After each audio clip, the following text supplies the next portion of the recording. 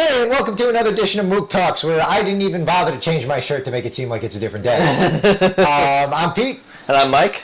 And again, we're talking about video games. Today we want to talk to you about doing everything wrong right.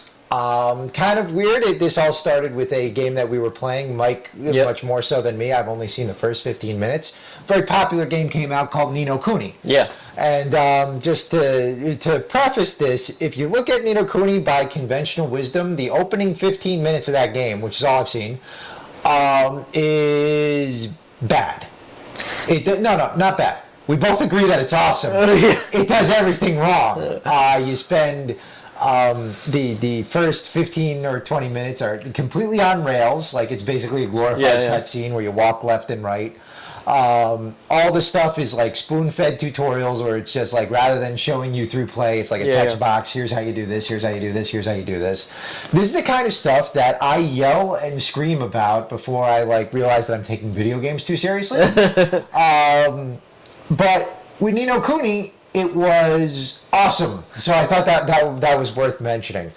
Now, you had a slightly different take on that. You didn't say that it was wrong so much as it just works for that. Yeah, I think we can all agree that most games that do that sort of spoon-feeding tutorial style are pretty, the game is worse for it.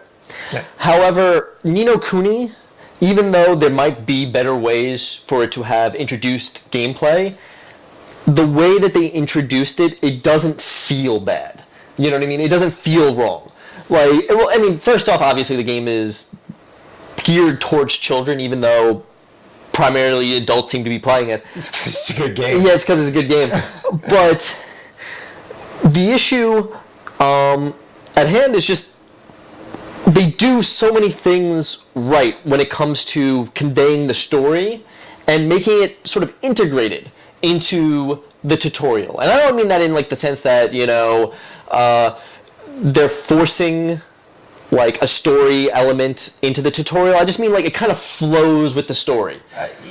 Honestly, I viewed it differently. Like, it seems totally segregated. Yeah, okay. Like when you're not like, because again, you have like you have the way the game plays when you actually start playing the game. It's totally segregated from that like entire opening part, including when they're just talking you through everything. Like, when you actually get to the point where you're playing around, there's a segregation there, but you remember it, and you're not annoyed during that time. Oh, okay. And I think a lot of that, it's not so much that it's integrated, just it's good. Mm-hmm. Like, one, the art style is unique.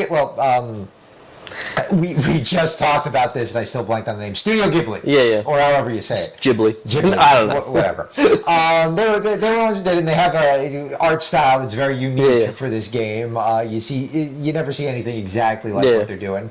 So, like, there's sort of room to just sort of drink it in. Yeah. So when you're not doing, even though you're doing nothing, you don't feel like you're doing nothing. Yeah. And what goes for that is, I think, they have the character Mr. Drippy. Yeah. I love that character. That is the first Japanese character, the first character in a Japanese RPG I've seen in like 15 years that I'm immediately like, I found genuinely charming, genuinely likable. It has real personality.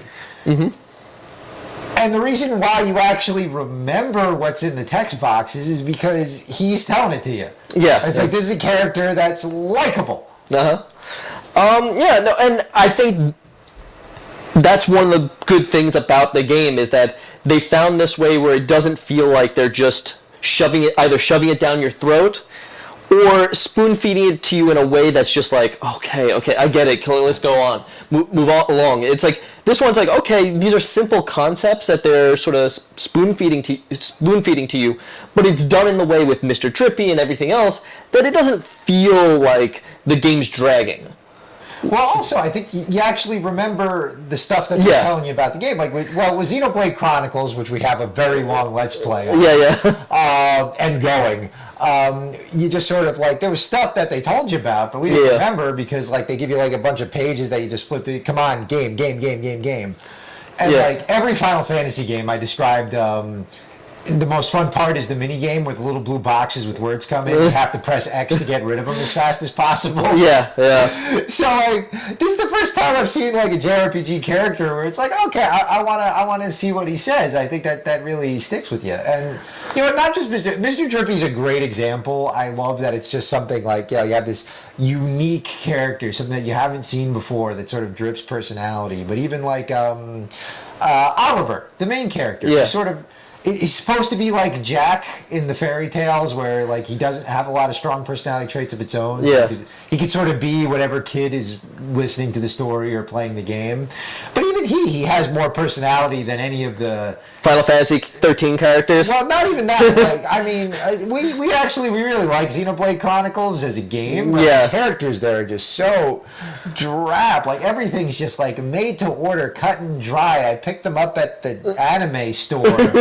Kind of characters, and like compared to that, Oliver, who's supposed to not have a very strong personality, is dripping with it. I'm like, I connect with the character emotionally. I connect with this child. Yeah.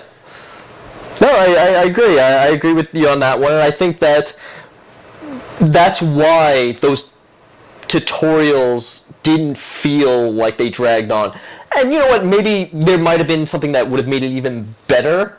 But I think what you brought up is kind of independent of necessarily the tutorial style. It's more of just because the story exudes such personality that it gets away with it. Yeah, exactly. Yeah. Not just gets away with it, but like it exudes so much personality. You actually want to sit there. Like the engagement is to sit there and watch it happen.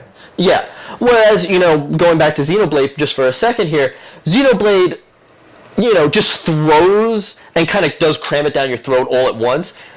Massive amounts of concepts, but does it in such a drab, just like, oh, this is what, this is this concept, and here's the explanation of how that concept works, as opposed to like making it a little bit more interesting, a little bit easier to understand. Yeah. And that's why, so many times in Xenoblade, we spend an hour going, how the fuck does this work? What are you supposed to do? Yeah. And then finally... The thing about that I find so funny is that, like, in the actual game, when you're playing against a hard boss in Xenoblade Chronicles, it's like, it's